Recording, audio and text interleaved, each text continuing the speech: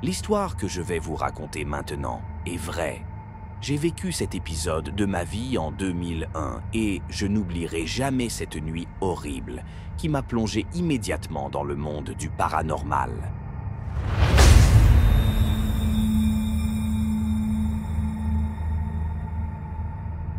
C'était en 2001, un hiver froid, silencieux, un hiver comme on n'en fait plus.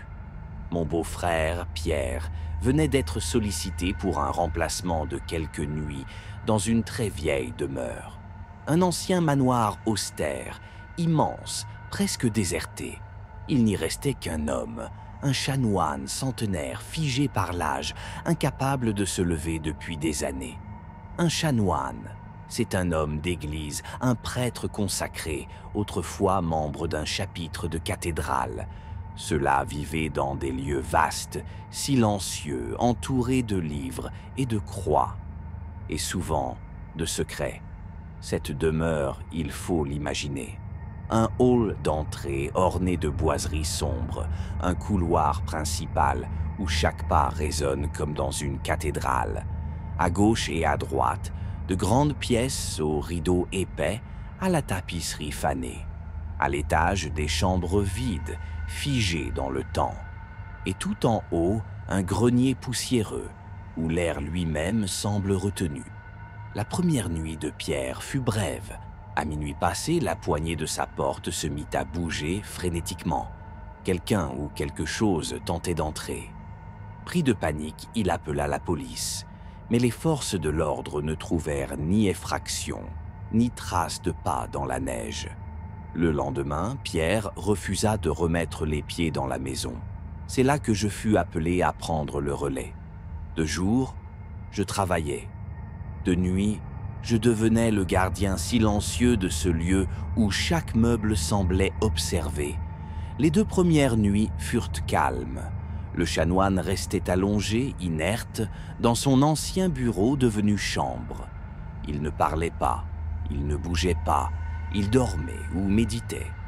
Mais la 3e nuit, un bruit sec me tira du sommeil, peu après 3 heures du matin. Je crus d'abord que le vieil homme était tombé. J'enfilai mes chaussons, descendis sans allumer de lumière. Mais en arrivant dans sa chambre, je le trouvais paisible. Il dormait profondément. Et là, un second bruit. Plus lourd, plus proche. Cela venait de la porte d'entrée. Un cambrioleur?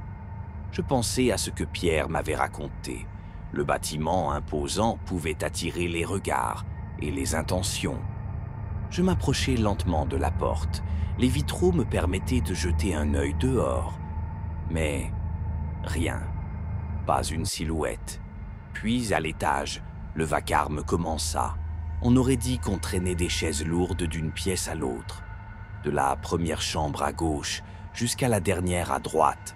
Et le plus étrange, c'est que les bruits semblaient passer au travers des murs. Je montais les marches sans allumer la moindre lampe. Si quelqu'un était entré, je voulais l'effet de surprise. Et c'est à ce moment-là que j'entendis les pas. Ils couraient à l'étage. Puis, brusquement, ils descendirent l'escalier.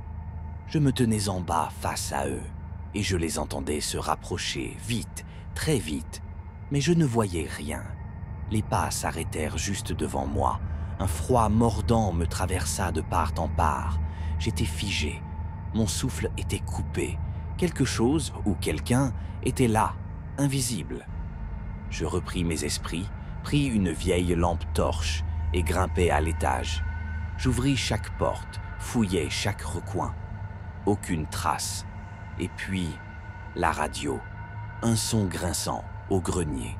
J'ouvris la trappe, montai lentement l'échelle.